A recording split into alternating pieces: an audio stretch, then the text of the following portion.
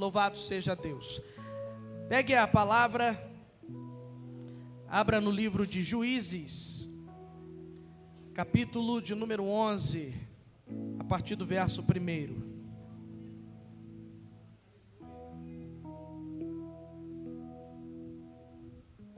Juízes, capítulo de número 11, versículo 1. Hoje vamos compartilhar sobre a vida de Jefté. Todos encontraram? Amém? Diz assim a palavra do Senhor. Juízes capítulo 11, verso 1 em diante. Jefté, o gileadita, era homem valente, porém, e esse porém aqui faz toda a diferença, filho de uma prostituta. O pai dele se chamava Gileade. Gileade também teve filhos da sua esposa.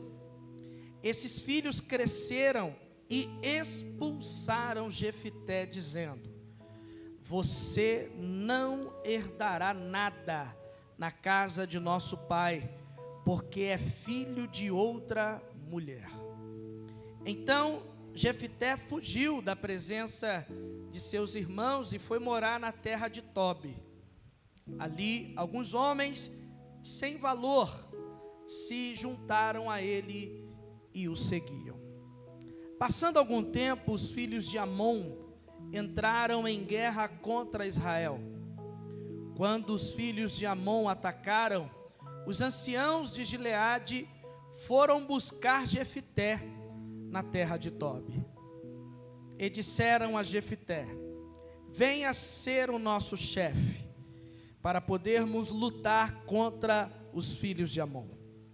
Porém Jefté disse aos anciãos de Gileade: vocês não são aqueles que me odiaram e me expulsaram da casa de meu pai? Por que vêm agora a mim quando estão em aperto? Os anciãos de Gileade responderam a Jefté: é por isso que agora estamos voltando a você. Venha conosco e lute contra os filhos de Amon. Seja o nosso chefe sobre todos os moradores de Gileade. Então Jefté perguntou aos anciãos de Gileade: se vocês me fizerem voltar para combater os filhos de Amon, e o Senhor os entregar nas minhas mãos, então eu serei o chefe de vocês? Os anciãos de Gileade responderam: o Senhor é a nossa testemunha de que faremos como você diz. Palavra do Senhor, amém? Você pode colocar a Bíblia no banco, pegar na mão desse crente ungido. Aleluia, glória a Deus. Essa palavra tem um tema e eu quero compartilhá-lo agora. Eu falarei sobre Jefté, um rejeitado que se tornou indispensável. A rejeição não é o fim, mas pode ser um ciclo de Deus na tua vida, para trazer fôlego para o que está por vir. Alguém crê nessa verdade? Diga glória a Deus. Então quero convidar você a fechar seus olhos nessa hora. Aleluia, a glória de Deus está entre nós. A glória de Deus está neste lugar. E eu tenho declarado, segundo as Escrituras, de que aonde tem adoração, tem glória de Deus. Aonde tem sacrifício, tem fogo de Deus. E se nesta noite Deus encontrar adoração e sacrifício, pode ter certeza, você vai sair desse lugar tomado da glória. Você vai sair desse lugar cheio do fogo do Espírito Santo. Aleluia. Levante as mãos desse crente aí. Aleluia. Você pode dar alguns segundos, palavras de adoração ao nome do Senhor? Você pode abrir a tua boca e declarar palavras de glória, de honra, de louvor e de majestade. Afinal de contas, você veio num culto não para assisti-lo, você veio num culto para oferecer sacrifícios de louvor ao nome daquele que é digno. Então Ele está te dando uma grande oportunidade para isso. Adore ao nome dEle, exalte ao nome dEle. Aleluia! Aleluia! Aleluia! Oh, glória! No Santo dos Santos, a fumaça me esconde, só teus olhos me veem. Debaixo de tuas asas é o meu abrigo, meu lugar secreto. Só tua graça me basta, tua presença. Mais uma vez no Santo dos Santos, diga: no Santo dos Santos, a fumaça me esconde, só teus olhos me veem. Debaixo de tuas asas é meu abrigo, meu lugar secreto. Só tua graça me basta, tua presença. Só tua graça me basta, tua presença. Só tua graça me basta, tua presença é o meu prazer. Jesus, tu está entre nós. Na pessoa do Espírito Santo, tu se movimenta neste lugar. E eu creio que nessa noite algo novo vai acontecer, porque o teu Espírito se manifesta entre nós. Usa-me conforme a tua vontade e o teu querer nessa noite. É com temor e tremor que quero cumprir essa tarefa. Manifesta a tua glória. A ti eu oro, em nome de Jesus. Você pode aplaudir ao Rei dos Reis. Oh, glória! Aleluia! Glória ao nome daquele que é digno. Se assente, mas não pare de glorificar, de enaltecer e de adorar aquele que é capaz de transformar o caos e estabelece ordem sobre ela, aquele que altera rotas, aquele que transforma quadros, aquele que é capaz de fazer infinitamente mais daquilo que pedimos ou pensamos, segundo o poder que em nós opera. E é sobre isso que eu quero compartilhar com você nessa noite. Eu quero falar de alguém que foi rejeitado por sua família. Eu quero falar de alguém que foi rejeitado por seus irmãos. Eu quero falar de alguém que foi rejeitado pela sua pátria, mas alguém que em algum momento Deus olhou para ele e ele se tornou indispensável para um projeto que Deus havia estabelecido em Israel. Eu quero falar para você que muitas vezes se sentiu apático diante das circunstâncias e não conseguiu perceber valor em si mesmo. Eu quero falar para aqueles que se sentem rejeitados de alguma forma, de alguma maneira. E eu quero provar para você biblicamente de que Deus está preparando um cenário para que a tua vida nele se torne indispensável para um propósito. E eu quero usar como exemplo um homem chamado Jefté, que experimentou essa rejeição. Alguém que de alguma maneira foi conduzido para fora da sua casa. E eu fico a pensar, amados, o sentimento que brotou no coração desse homem diante daquilo que nós vemos ser uma injustiça. Vamos entender melhor um pouco sobre a história de Jefté. Lembrando que Jefté, na sua história, Deus já destaca algumas virtudes. O próprio texto diz que ele era valente.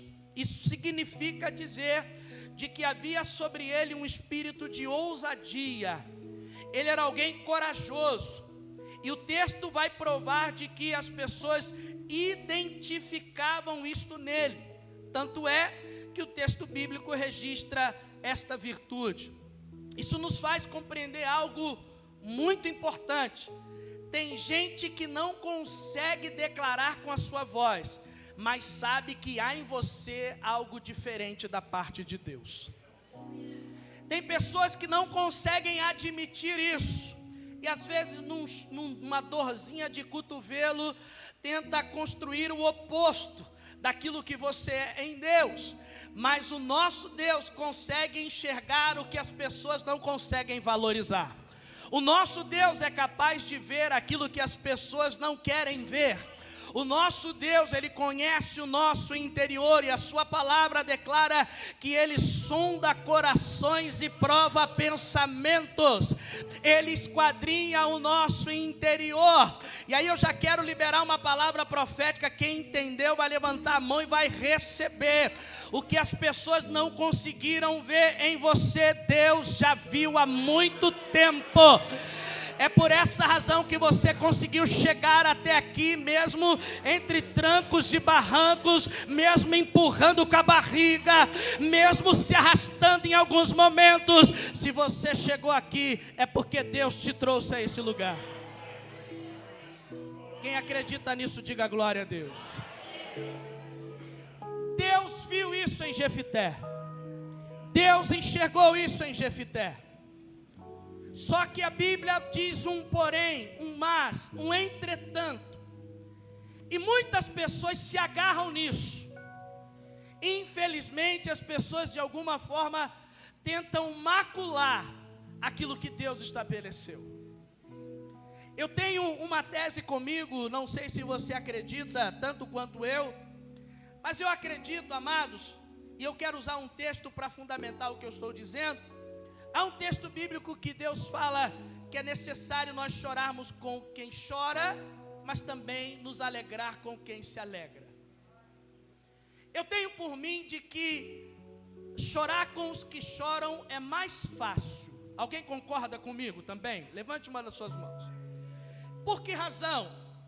Porque nós temos a capacidade de nos sensibilizarmos com a dor alheia. Às vezes até em pessoas que a gente não tinha nenhum tipo de vínculo. A gente chora quando alguém que fez parte da nossa infância. Eu vou dar um exemplo bobinho para vocês. Quem lembra daqui quando Chaves morreu? Você é velho, hein? Meu Deus do céu. Amados, essa programação fez parte da minha infância. Eu nunca vi ele na minha vida, mas quando eu tomei o conhecimento de que ele havia falecido, meu coração se entristeceu, porque veio à minha mente toda a minha infância.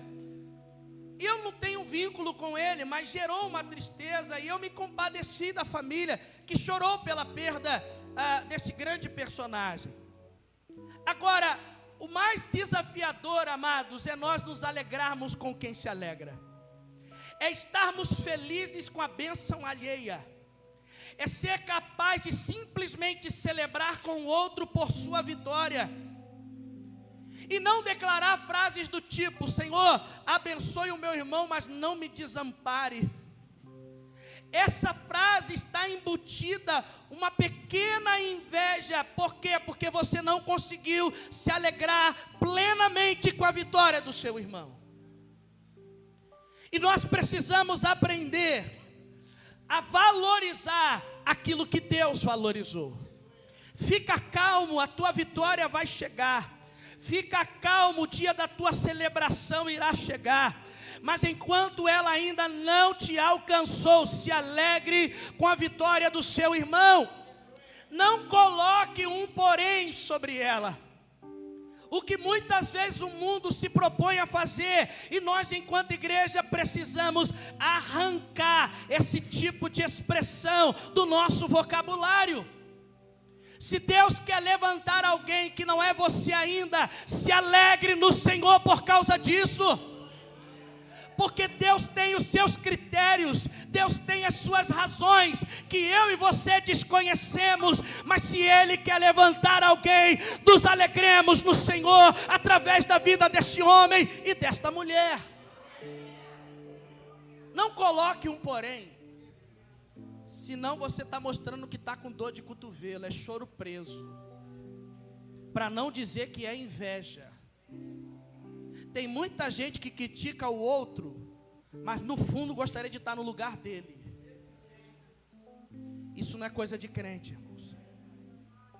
Isso não pode fazer parte da nossa vida enquanto igreja. Se Deus quer levantar um adolescente, que Deus levante. Se Deus quer levantar uma criança, que Deus levante. Se Deus quer levantar um ancião, que Deus levante. E que a igreja se una e se alegre. Porque se Deus levantou alguém, é porque há um propósito de Deus para ser estabelecido. E Ele optou em escolher aquela pessoa. Amados, Deus, vou dizer uma expressão forte. Deus não respeita critérios humanos. Vou repetir porque poucos deram glória.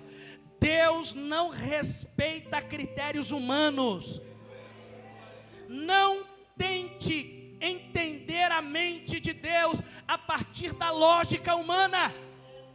O próprio apóstolo Paulo declarou isso: o homem natural não discerne as coisas do Espírito, porque lhe parecem loucura. Não dá para entender pela lógica, pela física, química, metafísica, física quântica ou algo nesse sentido. Deus não se explica pela lógica. Deus se obedece e aceita a sua vontade. Quem está entendendo, diga glória a Deus. Pastor, mas eu sou da terceira e quarta geração de metodistas. Louvado seja Deus por isso. Mas Deus não respeita esse critério para levantar. Se Ele quiser pegar um bebum que passa agora na rua e levantar, Ele vai fazer, irmãos. E a gente não pode dizer: poxa, estou há tanto tempo aqui, porque Deus não me levantou. Talvez porque essa inveja consome tanto a sua vida, e Deus não encontra espaço dentro de você. A encontrou naquele que abriu o seu coração. Alguém está entendendo? Diga glória a Deus. É simples assim, amados. Foi isso que Deus fez na vida de Jefité. Jefité era um homem valente. Como eu disse, muitas virtudes são sinônimo dessa expressão valente. Mas tem um porém. E qual era? Ele era filho de uma prostituta. Primogênito de um homem importante chamado Gileade. E quem leu o texto e pôde avaliar com maior detalhe, às vezes a gente não sabe exatamente se Gileade é a cidade, se Gileade é o nome do pai, às vezes se confunde isso. Mas o fato é que ele tinha um pai importante na cidade. E este cara pisou na bola. Como diz no meu tempo, né, na minha época de criança, meu pai falava, né, urinou fora do pinico. Alguém já ouviu essa expressão? Fez o que não devia, se relacionou com uma prostituta e com ela teve um filho, Jefité, que era o primogênito. E mesmo diante da crise instaurada na família, existia uma tradição. E qual era? O primogênito precisaria assumir o patriarcado familiar. Se Gileade falecesse, quem ocuparia a função de Gileade? Jefité. Só que seus irmãos, agora de um relacionamento estável, agora de um relacionamento configurado como consolidado, Jefité teve uma mulher e consequentemente filhos com ela. E o que esses filhos fizeram? Irmão de Jefité, não podemos permitir que Jefité esteja conosco, porque ele é uma espécie de bastardo. Ele não nasceu dentro de um parâmetro de uma família tradicional. ele não faz parte de um modelo convencional. Então, nesse sentido, precisamos bani-lo da nossa família. E para quem observou o texto em detalhes, percebeu que os irmãos de Gileade teve auxílio dos anciãos da cidade. E quem eram esses anciãos? Eles carregavam sobre si um poder jurídico de decisão. E eles então decidiram que Jefité não poderia fazer parte desta família. Jefité então, temeroso com o que poderia acontecer, fugiu para um lugar chamado Tobi. E ali ele se uniu. Na minha Bíblia fala homens sem valor, mas esses sem valor eram homens levianos, homens que não tinham uma característica de uma vida com Deus. E Jefité passou um período ali com aqueles homens liderando-os. Nós não sabemos bem o que aconteceu ao longo desse processo. O fato é que aqueles homens viam em Jefité virtudes que estavam aparentes. Era um homem de liderança, era um homem de postura. Isso nos ensina algo muito importante, amados. Jefité não se colocava como vítima da situação. Eu sei que nós somos influenciáveis, dependendo do nível de personalidade que você tem. Mas pode ser uma tendência. Isso não quer dizer que você deve ser como alguém da sua parentela um dia foi. É possível nós cortarmos um ciclo de maldição e estabelecer a bênção de Deus sobre o nosso lar. É uma questão de decisão, irmãos. Você pode ter nascido dentro de uma família totalmente desestruturada, debaixo de muita briga, de muita dor, mas você pode optar em ser diferente. Você pode ser alguém a romper com um ciclo, com uma estação e estabelecer um novo tempo para a sua vida e para a sua posteridade. Quem crê nessa verdade, levanta a mão e dá glória a Deus. Eu acredito nessa verdade. Eu acredito nisso. E Jefité me prova, mais uma vez, de que é possível. O lugar onde nós estamos inseridos não determina o nosso caráter. Repito, o lugar onde nós estamos não determina o nosso caráter. Jesus venceu Satanás no deserto. Daniel não se corrompeu com o manjar do rei, mesmo estando na Babilônia. Não corrompeu a sua integridade com Deus. Manter-se firme na presença do nosso Deus. Adão pecou no paraíso. Não é o lugar que define o teu caráter. Ah, eu mudei porque fulano de tal fez isso. Não, você já era assim. Fulano de tal só foi o gatilho para mostrar o que já existia dentro de você. A oportunidade não faz o ladrão, revela. Vou soltar. Tem gente que reclama dos políticos, mas fura a fila, dá volta nos outros. Se um dia você chegar lá, tu acha que tu não vai fazer a mesma coisa? Você está reclamando de uma coisa que existe dentro de você. Gente com um negócio de jeitinho brasileiro, está repreendido isso em nome de Jesus. Alguém está entendendo?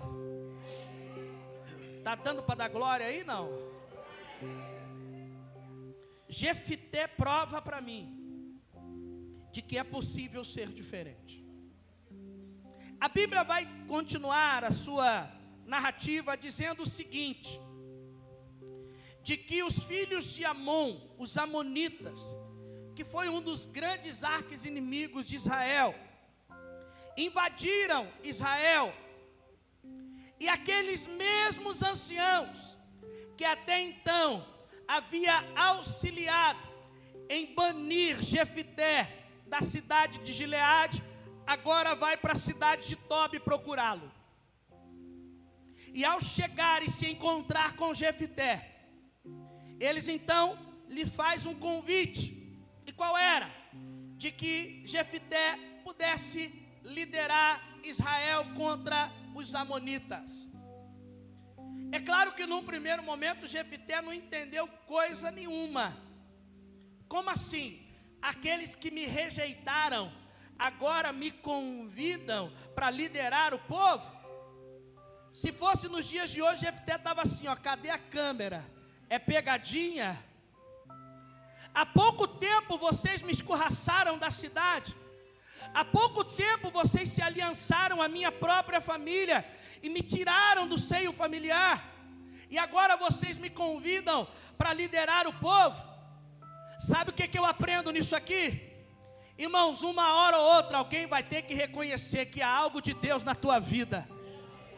Querendo ela ou não, uma hora ela vai ter que reconhecer. Vai ter que se dobrar, porque o que está na tua vida não pertence a você, vem da vertical, vem de Deus. E o que é de Deus, uma hora terá que reconhecer. Jefté então aceita o desafio. E olha que coisa curiosa. Jefté volta para a cidade de Gileade. Agora não mais como um rejeitado. Ele volta agora como alguém indispensável. Antes eles achavam que não precisavam de Jefté. Agora eles estão declarando, sem Jefté não dá para vencer essa batalha. Quem já leu sobre a história de Jefté, vai saber que além da sua valentia, ele tinha um poder de comunicação extraordinário. Porque antes de entrar na guerra contra os amonitas, ele tenta dialogar com esse povo. Porque os amonitas achavam que Israel estava no território deles. Então o objetivo deles era qual? Banir Israel daquele território. E eles usam fortes argumentações para isso. Jefté, conhecedor disso, ele tenta dialogar e persuadir os amonitas, dizendo, olha, eu preciso contar a verdadeira história para você. E ele então vai lá no período do Egito, e começa a contar a história para os amonitas. Olha que coisa incrível que eu encontro na vida de Jefté. Ser valente não significa ser abusado. Alguém entendeu? Ser valente não significa necessariamente ser abusado. Valente é aquele que tem capacidade de argumentação. Aquele que é tomado pelo Espírito. Ele dá um boi para não entrar numa briga, mas dá uma boiada para continuar fora dela. É claro que a gente sabe aqui que o contexto de guerra era muito presente. O rei de Amon não se permitiu ser convencido daquilo que Jefté declarou, mas ele foi até as últimas consequências para tentar convencer os amonitas de que a terra em que eles se encontravam foi uma terra que Deus havia dado a eles. Aqui eu começo a compreender algo de extrema relevância e eu quero contextualizar.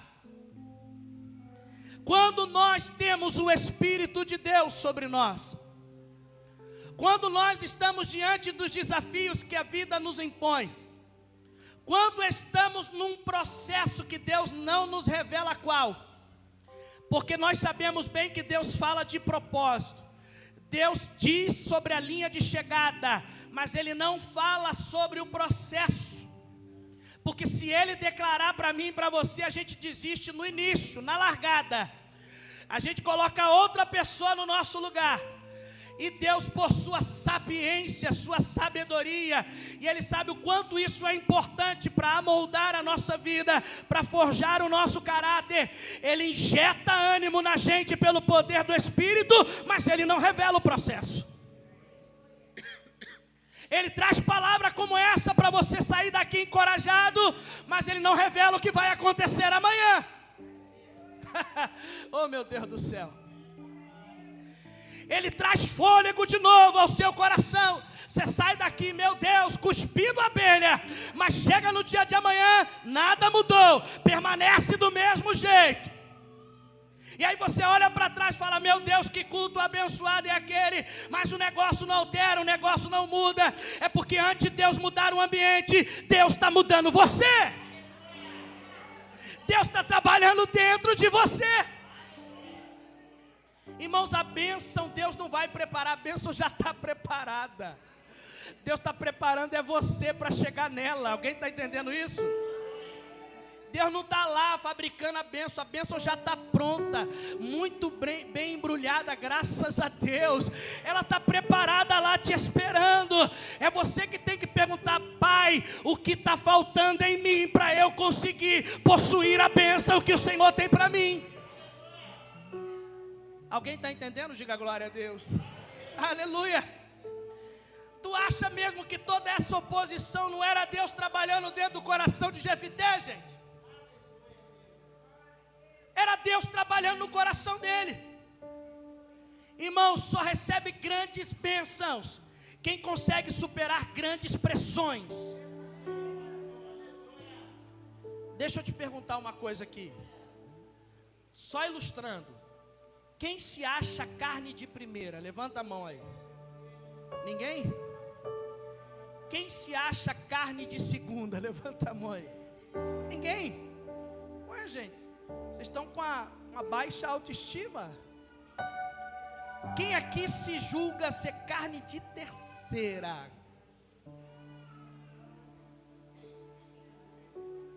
Levantei a mão para ver se eu incentivo alguns a levantarem também.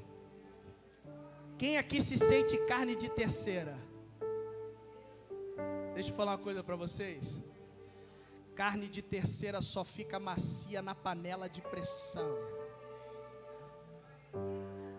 A Bíblia diz, o coração duro eu vou tornar coração de carne. Para tornar coração de carne tem que passar na pressão, irmão. Se tu quer molezinha, vai para a concorrência. Aqui é na pressão. Aqui é o couro comendo dia e noite, é fogo queimando na gente. Alguém está entendendo? Diga glória a Deus. Se alguém pregou facilidade para você, essa pessoa está dizendo que você vai ser fraco, que você não vai suportar as crises, as adversidades. Agora quem passa na pressão, irmãos, pode ter certeza, vai olhar para trás e cantar o hino da vitória. Era assim que Deus estava fazendo com Jefité, trabalhando nele, até o ponto de ele se tornar a pessoa ideal para esse propósito. E aí eu quero te dizer algo. Tem muita gente aqui que está dentro de casa, mas tem pessoas afastadas da fé. Levante uma das suas mãos só para eu identificar você aqui. Levante uma das suas mãos. Quantos de vocês se entristecem com isso? Quantos de vocês se sentem muitas vezes encurralados diante das circunstâncias?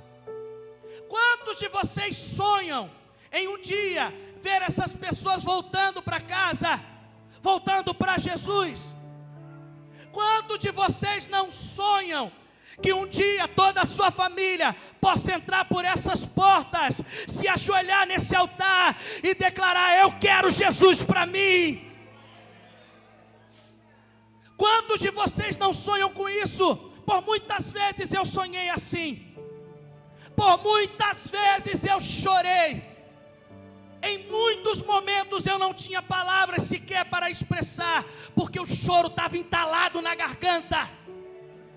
Tinha dias que eu não conseguia sequer me expressar. As lágrimas eram o meu alento. Tinha dias que eu não conseguia dizer uma só palavra.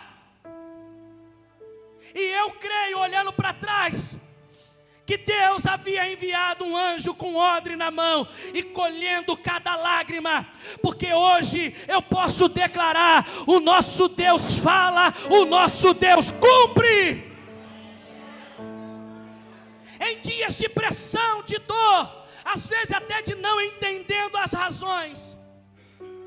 Deus me usando para muitos, e dentro de casa o grilo cantava.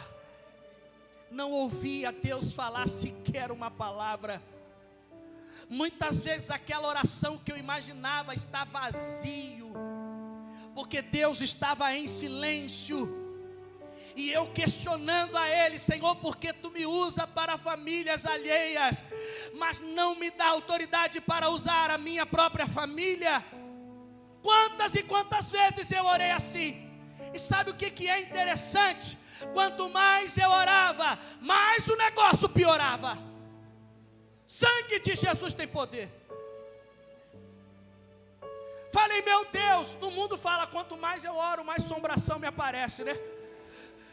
Acho que no reino, se eu pudesse acrescentar, na versão Rafael atualizada da Bíblia, quanto mais eu oro, mais demônio sai da cova. Meu Pai eterno. Parece que Satanás falava assim: não deu para um, vou mandar 10 agora. 10 não conseguiu, vou mandar 100 agora. Irmão, tinha dias que eu me sentia encurralado. Tinha dias que eu me sentia sem força. Ou você acha que o pastor é anjo? Tinha dias que eu fazia igual Abacuque: Senhor, por que que os meus opressores estão prevalecendo contra mim?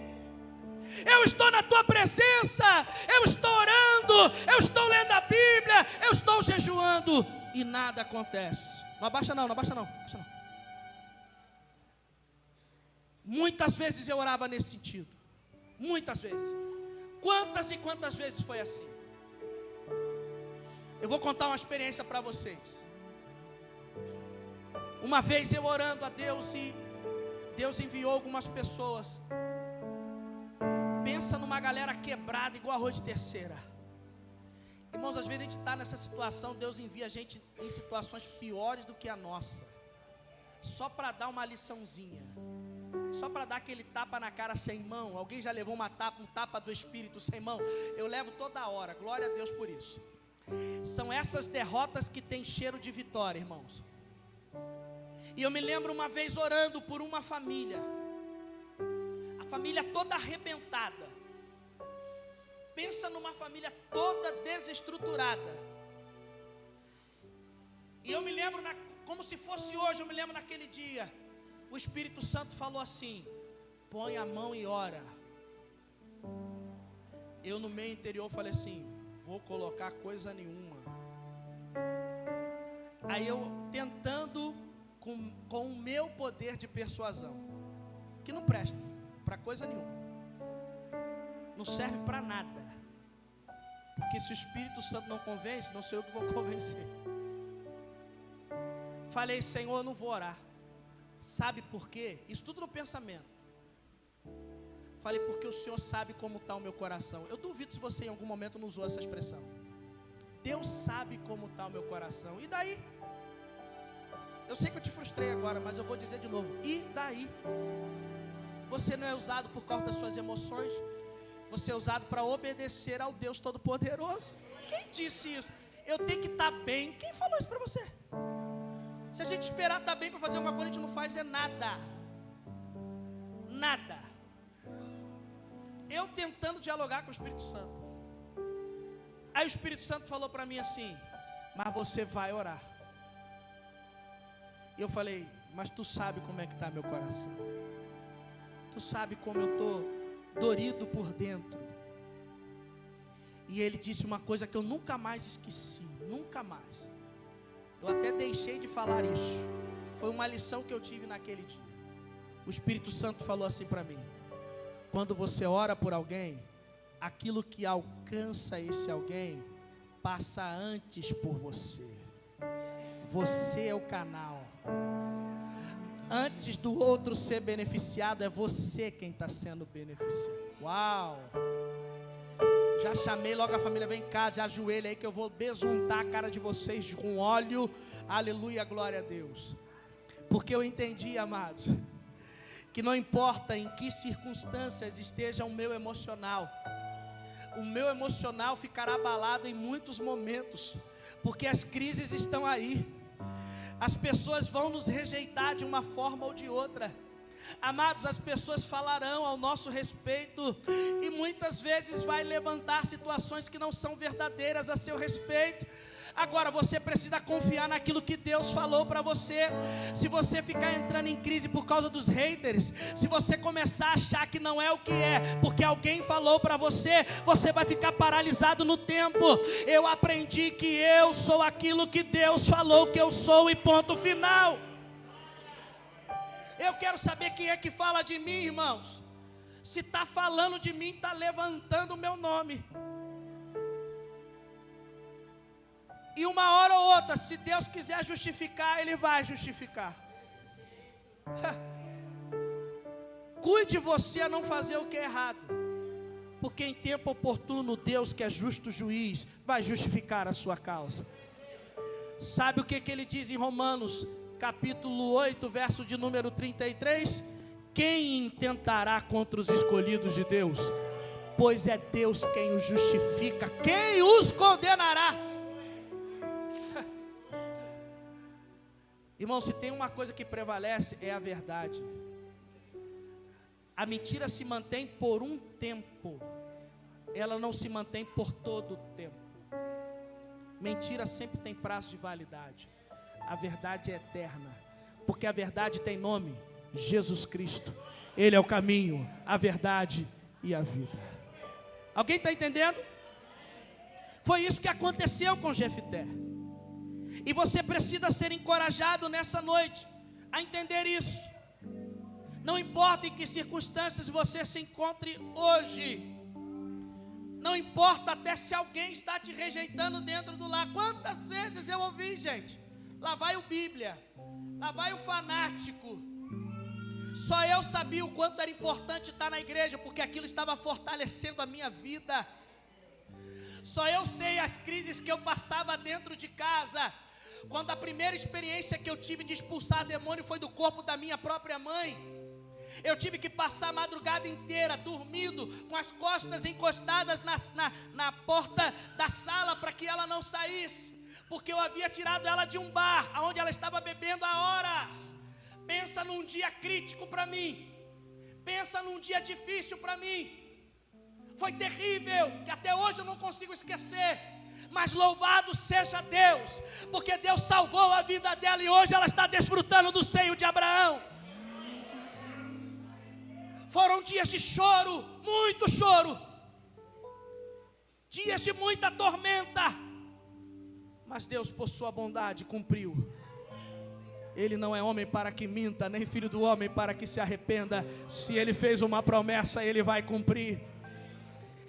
Eu quero liberar uma palavra sobre a sua vida. Você se tornará indispensável no propósito de Deus. E quando eu digo que você se tornará indispensável, eu não estou dizendo que a glória será tua. Eu estou dizendo que Deus, por bondade, vai te usar para ser um projeto grande na mão dEle. Está entendendo? O que eu quero dizer para você é: não pare, não desista. Até porque desistir não é uma opção para nós. Talvez todas as circunstâncias é Deus preparando o cenário para fortalecer, para forjar você. Aleluia, glória a Deus. Você vai olhar para trás um dia e vai dizer: uau, como esse Deus é poderoso. Eu não tinha força, mas a força dele entrou na minha vida. Eu não tinha condições, mas a sua habilidade veio ao meu encontro. O Espírito da verdade que o mundo não conhece, que habita dentro de nós, nos levará rumo ao propósito que Deus estabeleceu para cada um de nós. Quem acredita nisso aqui, levante uma das suas mãos e dá glória a Deus. Glória a Deus. Fique em pé, eu quero orar por você. Aleluia. Glória a Deus. Amados, eu queria fazer algo diferente aqui agora. Quantos de vocês têm promessa de Deus? Levante uma das suas mãos. De verdade, de verdade. Alguém um dia, um profeta, a Bíblia, num sonho, Deus ministrou ao teu coração sobre algo que Ele tem para você. Quantos? Levante uma das suas mãos. Você acredita de verdade que essa promessa, ela não perdeu o prazo de validade? Quem acredita que ela ainda está intacta? Quem acredita? Então quero convidar você a vir aqui na frente. Eu quero orar por você. Por que eu quero orar por você? Porque eu acredito, amados, que esse dia Deus preparou para encher seu coração. Porque você estava desanimado. Ah, pastor, é muita rejeição, é muita dor, é muita dificuldade. Eu vou na igreja, nada acontece. Eu faço isso e nada acontece. É assim mesmo, queridão. Não dá para ser diferente não. É ou não é, Márcio? Não dá para ser diferente. Senão não tem nem graça. É ou não é verdade? Em nome de Jesus, você tem o espírito do Indiana Jones. É na aventura. Gostou, né, Leandro? Irmãos, a igreja é estilo MacGyver. Os mais velhos entenderam. Viram MacGyver. Vanderlei, tu conhece o MacGyver? Aquele que tinha um chiclete e fazia uma bomba. Meu Deus do céu, ficava... Meu Deus, que coisa incrível. O cara com chiclete faz uma bomba. Meu Pai eterno. É na pressão, irmãos. É na pressão. Eu sei que não é fácil, eu não estou aqui diminuindo a dor, não estou aqui diminuindo a tristeza, não é nada disso. Eu sei que dói, eu sei que dói. Mas em nome de Jesus, o Espírito de Deus quer injetar força em você, injetar ânimo em você. Eu gosto daquele texto que Isaías fala no capítulo 40, verso de número 31, mas os que esperam no Senhor renovarão as suas forças, voarão com asas como que de águia, correrão e não se cansarão, andarão e não se fatigarão. Calma, confia, não desiste não, vai doendo a si mesmo, porque em tempo oportuno Deus vai entrar em cena e você vai glorificar, vai cantar o hino da vitória. A promessa que Ele tem para a tua vida, ela não perdeu a validade, aleluia, porque ela é eterna. Se Deus falou, ela vai cumprir. Eu não sei se a promessa é dentro da família, eu não sei se a promessa é ministerial, eu não sei se a promessa é de emprego, de portas, eu não sei, mas você sabe o que Deus prometeu. E eu vim aqui nessa noite para dizer o seguinte: Deus está te fazendo lembrar de que aquilo que Ele prometeu ainda está de pé, ainda está de pé.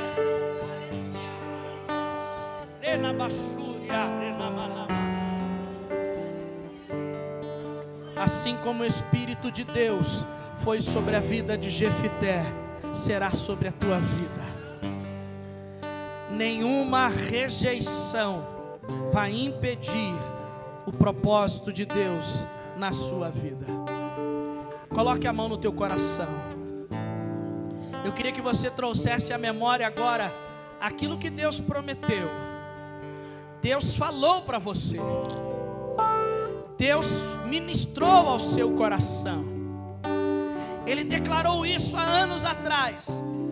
E por algum tempo na sua memória ela ficou arquivada. Mas hoje Ele está abrindo esse arquivo. Oh glória!